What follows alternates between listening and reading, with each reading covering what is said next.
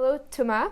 Thank Hi. you for coming on the podcast and for taking the time out of your winter holidays to come share your experience with our younger EJM peers. Happy to be here. To begin with, could you tell us a little bit about yourself and your background, what languages you speak, when you came to EJM, and what you studied there?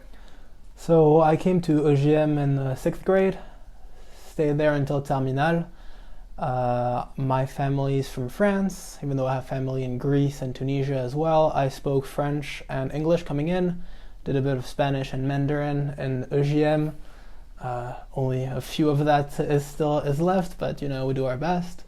Then I went to Dartmouth College, which is, for those of you who don't know, it's an Ivy League in New Hampshire, so north of Boston, between Boston and Montreal, if you can see, between Vermont and New Hampshire, exactly in between. And then I spent 4 years there. I graduated last spring, and now I'm at Imperial, studying controls engineering. Dartmouth, like you said, is an Ivy League school. It's the smallest Ivy League school university, and they're really proud of the attention that they can provide to each student. So is that true that, all the faculty members, so the people who teach, are all professors and not maybe, people doing research like TAs or PhD candidates? Yes, that's very true. Since the classrooms are really small, because the student body is relatively small compared to most Ivy League schools and most schools in the US in general, you get really close to your faculty really quickly. You will have teaching assistants, but they're here as a helping resource for homework help sessions, for extra lectures that students might need for specific topics. But the core of your learning is going to be with faculty. And you're very close with them because I guess the ratio is pretty small. Yeah. Of course, for big intro classes like CS1 or something, you will have, big classes of like 100 people, which is probably the max at Dartmouth. But as you get older and start taking the advanced courses, classes go from like 5 to maybe 15 people for one faculty. So, it's a very good learning experience for sure. Definitely a great learning environment. And there's also, of course, the rural setting of Dartmouth, which offers a beautiful outdoor environment. And the school, I guess, from what I understood, places a strong emphasis on outdoor activities. Did you take advantage of that, for example, with like the outing club or also the well-known first-year trips? I did, not enough. I was the COVID year, unfortunately, so we did not have first-year trips, which is very sad. For those of you who don't know, first-year trips is before you get in as a freshman, you spend a week in the woods doing like trekking and kayaking with older students to guide you with like other freshmen. It's a lot of fun, apparently.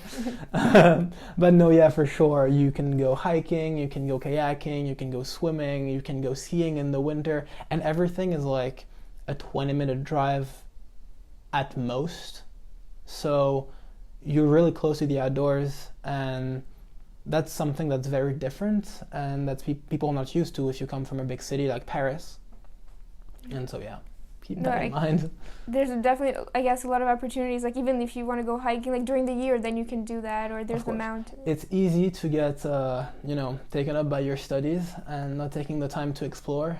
And again, I wish I did more, but that's bound to happen, right? It's a very demanding school after all. Of course. And there's also the relative, it's relatively isolated compared to maybe other schools. Mm-hmm. And so that means maybe that, the students kind of turn towards campus more, and there's a vibrant campus life. And I've heard that there's like a big percentage of, campus being involved in Greek life because of that. Was that your case? I was, yes. Mainly in my sophomore year, my second year, it's when you rush. You join the Greek life. And then less and less as I grow older, because you get taken in by, other activities, of course. But something to keep in mind is that since it's so isolated and so small, when you're on campus, Dartmouth becomes your entire world for 10 weeks. And so you get very close with everyone really quickly. You know a lot of people know you. It's a very close-knit community in the very literal sense. You can't really escape campus by going to some place in New York, because you're not in New York. And so having Greek life as this almost only way for people to go out has its upsides, it also has its downsides. It's a very unique configuration, And yeah, I encourage people to look into it a lot before making a decision, for sure. Did you personally like it? I did like it a lot. As any system, it has some flaws. It has also some great sides. I met amazing people. You get really close with your fellow brothers, and it's a very amazing opportunity to meet new people and to have a lot of fun. But of course, you need to take things carefully and be mindful of others. Yeah, and it's not very like exclusive. Like it's not Absolutely hard to get. Not. Yeah, no, that's Okay. a very good point. It's not at all. So I think the figure is 60 to 70% of people are actually involved in Greek life. But since Dartmouth is so close, you're gonna know people in a fraternity or sorority. And as long as you know people, as you know someone, and you're invited, or most events are public anyway, not being part of Greek life doesn't prevent you from going out at all. Everyone is close either way. Of course, yeah. There's very, very few exclusive events. Okay. Very, very few.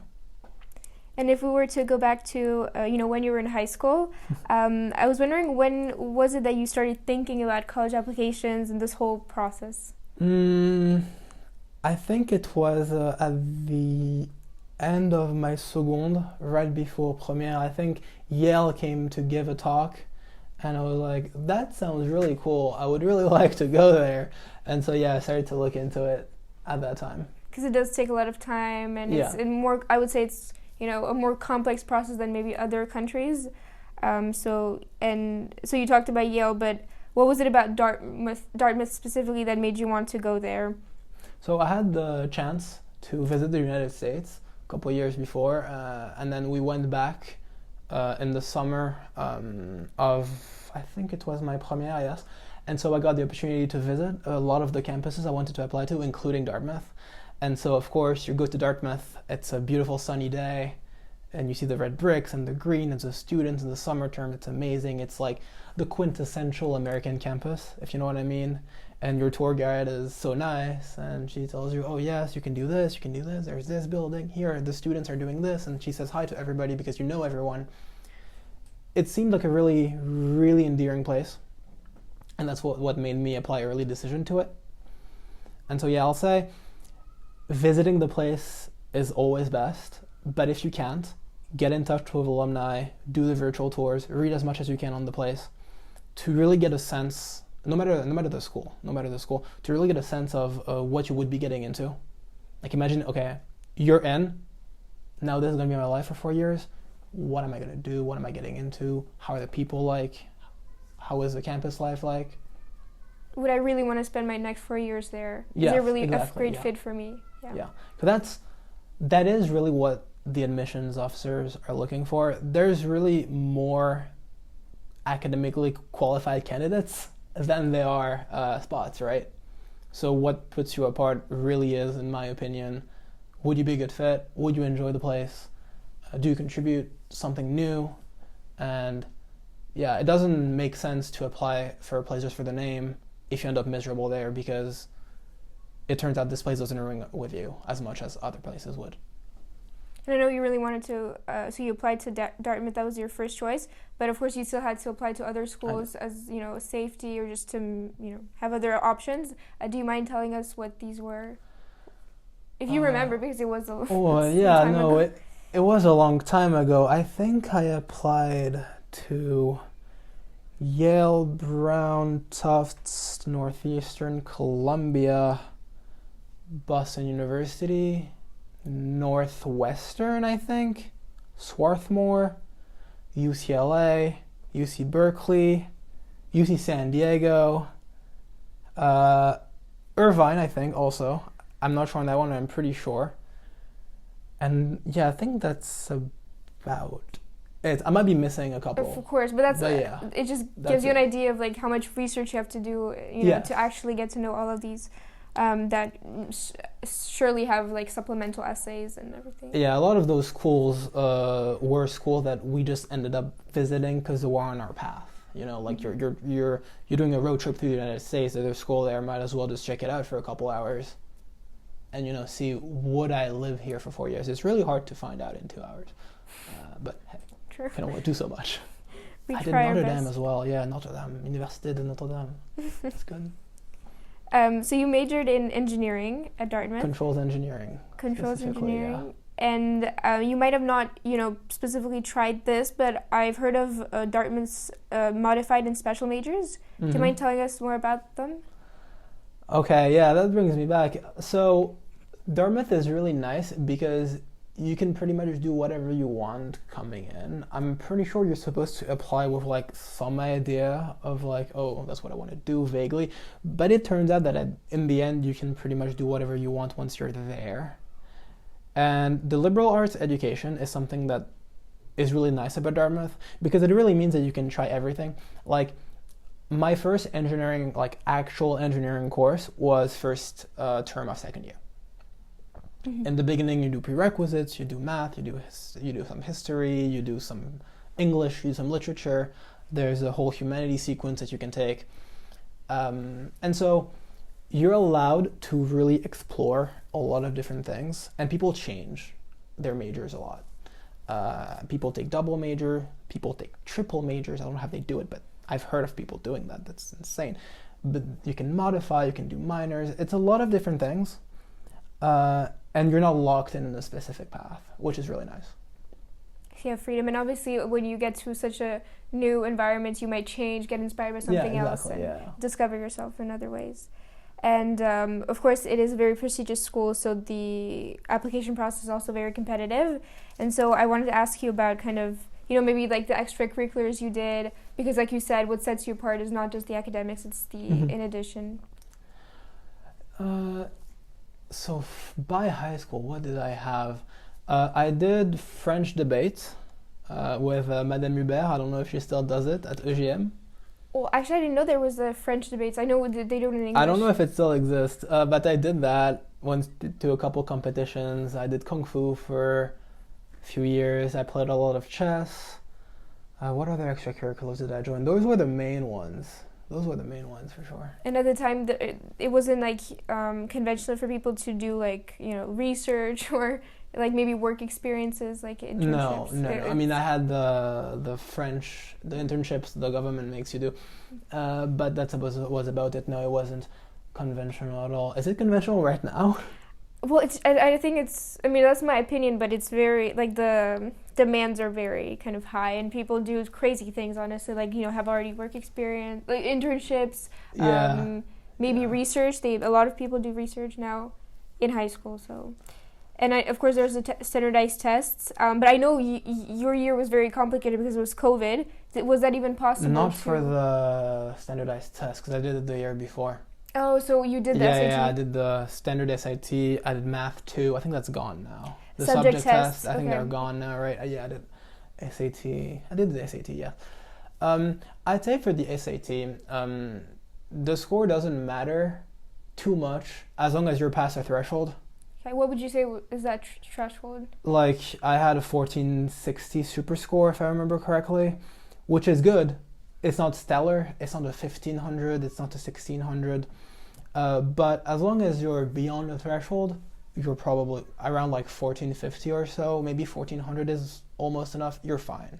Probably. So you wouldn't say it's like the thing that makes a difference in the end? Absolutely not. If your decision is between spending 10 hours studying for the SAT or 10 hours writing better essays, you should write the better essays. Okay, that's really good advice because it's not really... we don't really know like how much each element is important. We know it's holistic, so there's different factors. But should you study more for, like you said, for that SAT, or do something different with your passion or like essays? The SAT only trains you to be good at the SAT, and so it's either you happen to be very good at the format and at standardized testing, which I wasn't very good at it. I was okay. I wasn't good, so I studied for it. Or you're not, and then you study for it, but then they're only measuring how much you can study for one specific thing. And so it's better to have distinctive and unique essays as much as possible, or, do a project, do a podcast, do research, do whatever else, than getting this extra 10 points on your SAT, right? Yeah. It's really interesting getting your insight as an alumni, but that's what I thought in terms of, if you get they understand that you have the level to study at their university to be able to do all the academics, then it's kind of already like that's what you need to do, not necessarily. I mean, at the end of the day, the better you are, the better. Like, it's better to have a 15-10 than a 14-10. Yes, it's true, right? But then it's all a matter of a risk-reward, right? How much more work does it require you to get that grade? And if it's not too bad, then go for it. If you know that it's going to take you an extra 100 hours, maybe that's not the best use of your time. You mentioned the essays, which are also a big part because there's the Common Up essay and the supplementals. Do you mind, if you remember, do you mind sharing like what you wrote your main one about? My main Common App essay, yes. I talked about my Kung Fu classroom building that sadly burnt like a few months before. And it was a very terrible realization. And I talked about going to the place and talked to my teacher who was like, okay, it burnt, it's gone now. And at the end of the day, you can write about anything in that Common App essay, as I'm sure you've been told many times by everyone. It's here to tell them something that's not already in your resume / Common App / application overall. And so there's very distinctive, like, specific pitfalls that people tell you, like, don't write about this. People write about that all the time. It's really bad. At the end of the day, you can make them work as long as you're able to show maturity, growth, and who you are as a person in that essay, which is really difficult because it's like a page. But no, it's find a good story, tell it well, have that story tell something about yourself. About your personality, like make your voice come through. That's what we're told. Yes, but my feeling is, as I'm sure all the advice, it doesn't mean anything yet. Mm-hmm. Right? In the same way, people go to Dartmouth, people tell you it has a profound sense of place, tight-knit community, blah, blah, blah. All the same keyword probably come up in everything you read about it, but it doesn't mean anything as much as it means for me because I spent 4 years there. It's the same thing for the Common App essay, right? Your own voice, it doesn't mean as much. I've read a lot of Common App essays over the years, so I get it more. What makes you get it is a lot of self-introspection. Mm-hmm. And that's not something we're necessarily used to doing before. So exactly, yeah. So it's better to spend a few hours before you start writing to think about, okay, who am I? Why do I want to do this? Why do I want to go to the US? Like, that's the question I didn't ask until very late in my application process. It would have been great to ask it months before. It would have made my essays so much better. Mm. And there's, of course, the element of the interview. Do you think it's a big part of your application? Comparatively to everything else, I'd say no, but it's definitely a make or break. Like, if it goes poorly, it can really hinder your application. So it is very important. But in most cases, it goes well. And so it doesn't hurt, and so it's great. It's rare that it goes incredibly well.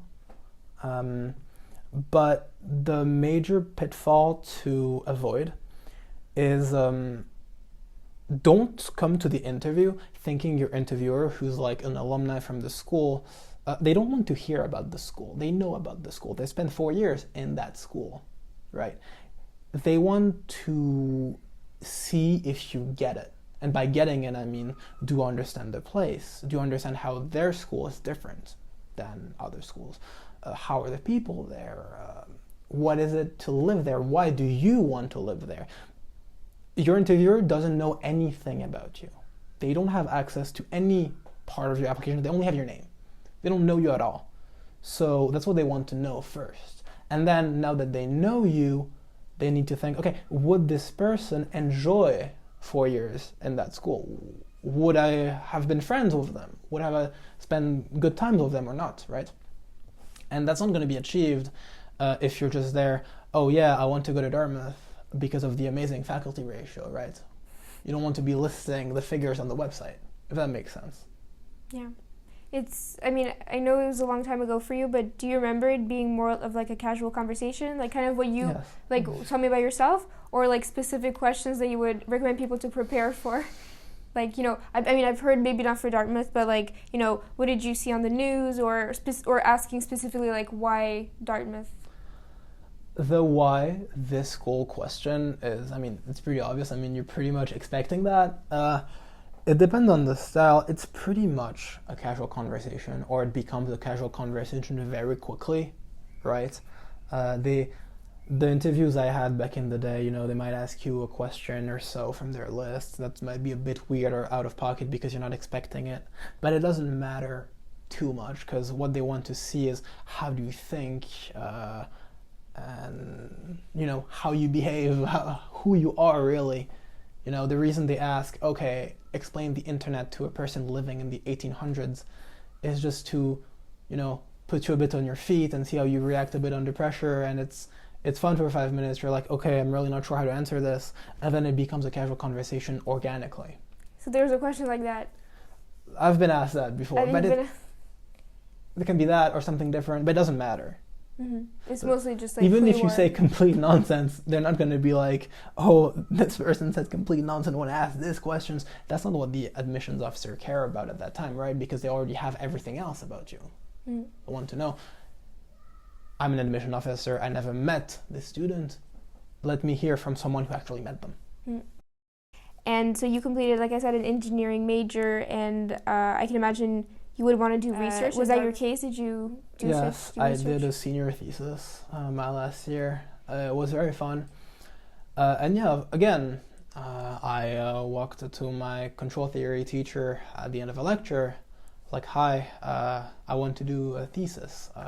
Do you have a project for me, or are you open to working with students? And he's like, sure, I had a project. So Dartmouth has this way that if you reach out, Dartmouth is not going to spoon feed anything to you. There's a lot of things available, but you need to reach out. You need to do the work. You need to put in the effort to find and take advantage of all the opportunities. And if there's one advice I can give to any student, no matter where they end up, is there's going to be too many opportunities for you to take, and that's fine. Just make sure you do the research and see what's out there. So you don't wake up senior year and like, oh wait, there was this program I could have done freshman year that I never knew about. That's going to happen, but you want to limit it as much as you can, right? Of course. And that's true talking to faculty, talking to clubs, talking to all the organizations on campus, going to conferences, going to events, there's so many things to do all the time. And reaching out, putting in the work, it's not gonna fall from the sky.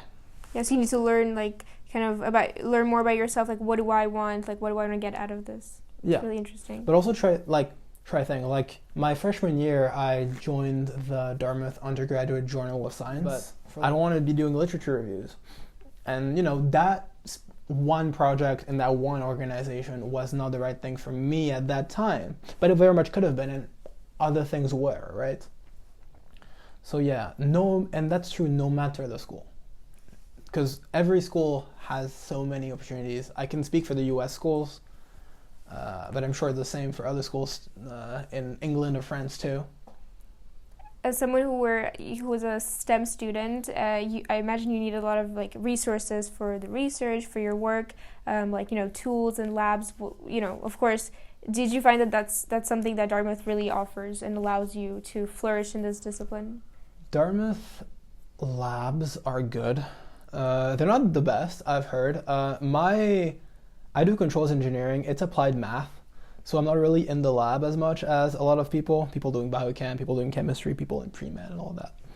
I've heard it's good. We have Geisel is great. Our School of Medicine is great. The labs I use at the Thayer School of Engineering are really, really good. Especially now, we have two new buildings. It's awesome. Very good. I can't really speak for the chemistry and biochem side because I didn't really do much in that department. But of course, you talked about your research, so that was the whole, the relationship with the professors, that they're very open to work, so that's great. Yes. You need to do your research before that too, right? Who's available, what professor does what, and everything. But faculty also come to Dartmouth to have this relationship with undergrads, and so you're bound to find something if you look for it. It's very much available. And it's really great because there's a lot of emphasis on the undergraduate student body also. Dartmouth is the only Ivy to operate on the quarter system with like 4 10-week long quarters rather than like 2 semesters, and it's related to like the D plan. Yeah. Were you able to take advantage of the D plan? I was on an F1 visa, so I'm not going to go into the details of the F1 visa, but basically you have less freedom and you're not really able to choose what term you have on and what terms you have off as much as domestic students. But no, I'd say it's a great thing if you have the American passport and you're able to, take as many off terms or as many on terms as you want or when you want, as long as it adds up credit-wise, of course. I'll say it makes your social life a bit different because that means that a lot of people you will not see for 1 year or maybe sometimes 2 years if your off terms happen to be their on terms. And that's something, people have to accept, and it's a realization like sophomore year when you realize, okay, I'm not going to see these people for another year because of like scheduling issues, and some courses are offered some terms and they're not offered on those terms, and if you need this one course to graduate, it's not offered because you're taking an off term. It can get messy. So one thing I'll say about D-Plan is planning. Is like it requires a bit more planning for your degree. You have I think it's 36 courses or something. Maybe you can take a bit more. It's very easy to wake up senior year and be like, okay, I'm missing 6 courses for this thing. I will not be able to finish my minor, and that's terrible. But the flip side is that if you plan ahead, you can do a lot of things. You can graduate early, you can do a minor, you can do 2 minors, you can do double majors. You can do a lot of things. It gives you freedom, but there's responsibility. So yeah, a lot of planning is the key word. I just realized if there's people who are watching and don't know about the D plan, how would you describe it to them kind of in a nutshell? It's basically saying that you can decide what term you're on and what term you're off. So what term you're taking classes on campus and what term you're not on campus doing whatever. You could be studying abroad, even though some count as on term. You can take an internship, doing a project, doing whatever. And you're able to choose when you do that as long as it adds up at the end. Maybe you want to do some internship in the fall, but then you stay in the summer, and then you go back in the winter, take 6 months off for, a big internship or something. So it gives you that freedom. I know even though you got into Dartmouth, obviously it's impossible and very hard to say why, but if you have like some perspective, what would you say was the thing that kind of made you stand out? Or if you have, a hypothesis? I never really thought about this. Or more generally, what do you personally think that your college looks for in students? I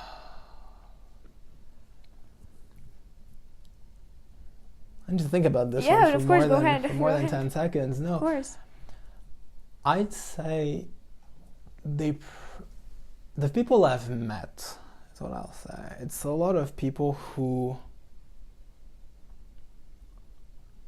fall in love with the place, if that makes sense. You fall in love with the community, with the place, with the people, and you have this sense of community. Like, people come back to Dartmouth.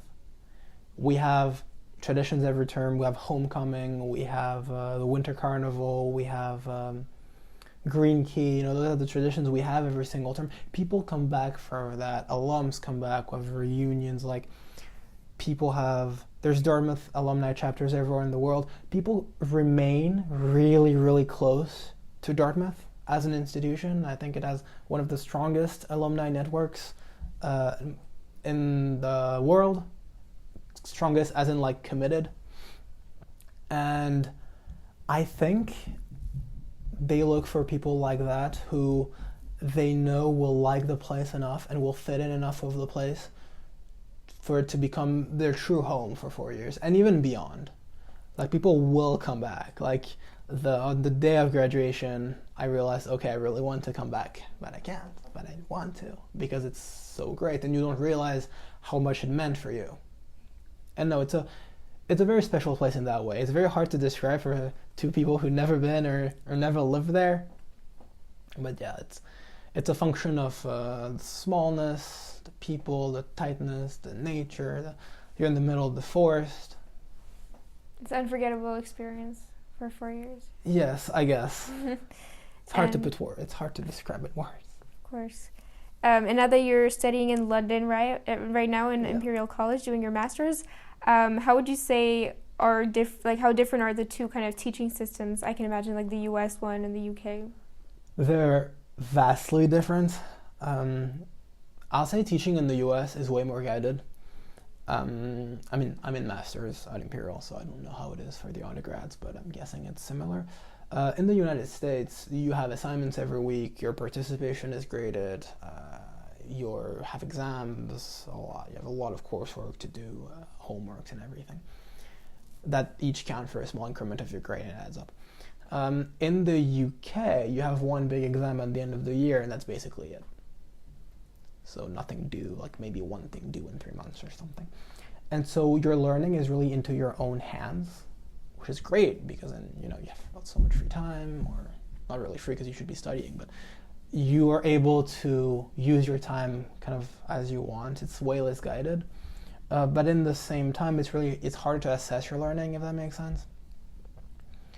I'll say the teaching at Dartmouth is way more liberal arts oriented. If you go to schools in the UK, you're going here for one topic and one topic only, which is great if you're really passionate about it. But for people who are not sure, it might be a bit daunting to lock one topic in for 3 years.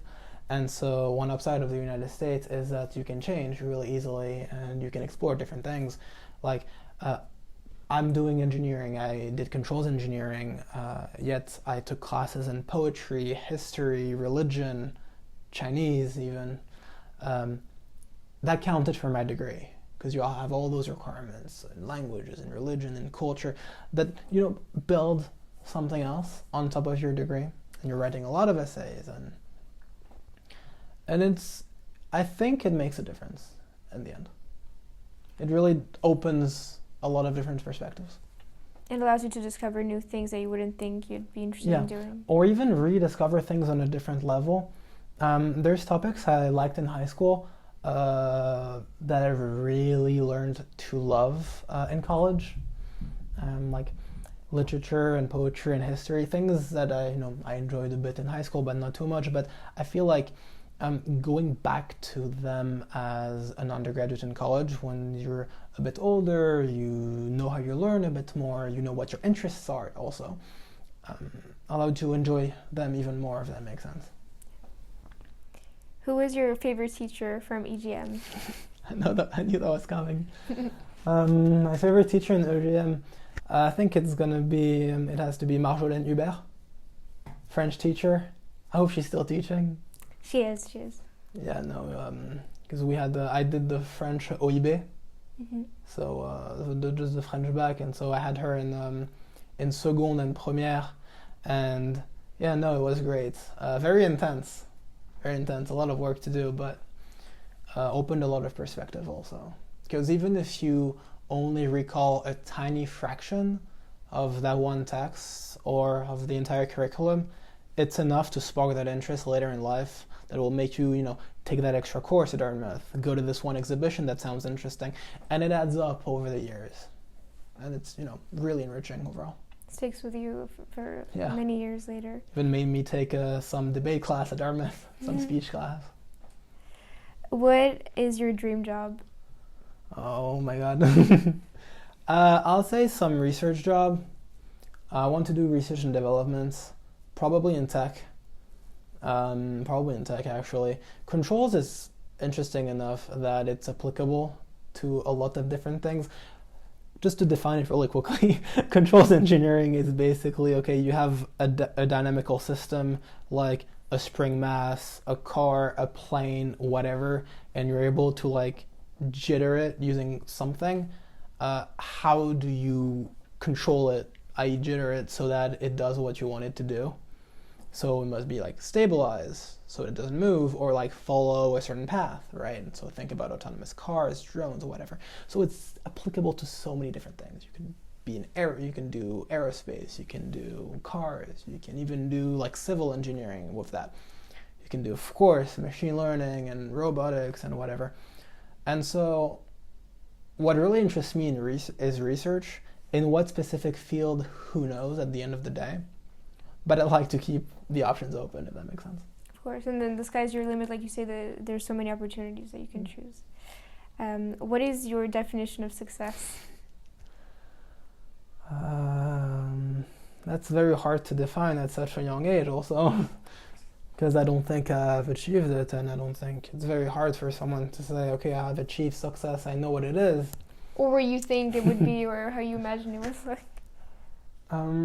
For me, success is not having regrets at a certain time. You can say, okay, I'm successful in what I'm doing because I don't have too many regrets about what I should have done or what I did. It's okay, I could have done this better, I could have done that better, sure, maybe, okay, but in general, it's fine, and it guides you for the next step, if that makes sense. And true success would be being able to be confident in your next step, if that makes sense. That makes perfect sense, yes. And not regretting not having done something or tried something. And even if you have being confident and knowing yourself enough to know that your next step is the right one, or even if it's not exactly the right one, you'll be able to make it the right one. And last but certainly not least, what's a piece of advice you would give to our young listeners? Don't worry too much about it, it's fine. You'll be okay. I remember being in your shoes like 4 years ago. I'm maybe 5 now, oh my god. A few years ago, applying to colleges and doing the back, and I mean, we had COVID, but filling in the essays and doing all that, the test scores and whatever. It doesn't matter that much. It's not that big of a deal. You'll be okay. I know at that time it seems like where you will end up next year is the end all be all. It's not. It's the same thing at every step in life. I feel like it's, I did this undergraduate, now I need to fund this master's program, it's going to be the end all be all. It's not. It really never is. And have the confidence that no matter where you end up, even if it's not your top choice, you'll learn to love it anyway, and you'll make the best of it, and you might end up doing even greater things than if you went to your top choice or something, right?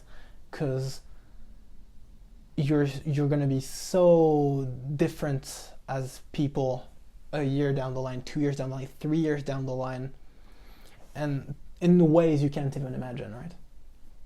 Well, I'm excited for that, for the future, and thank you so much for sharing your wisdom with us now that you have so much perspective and looking back into it. So thank you very much for sharing your experience. Thank you for the invitation. It was a pleasure talking to you.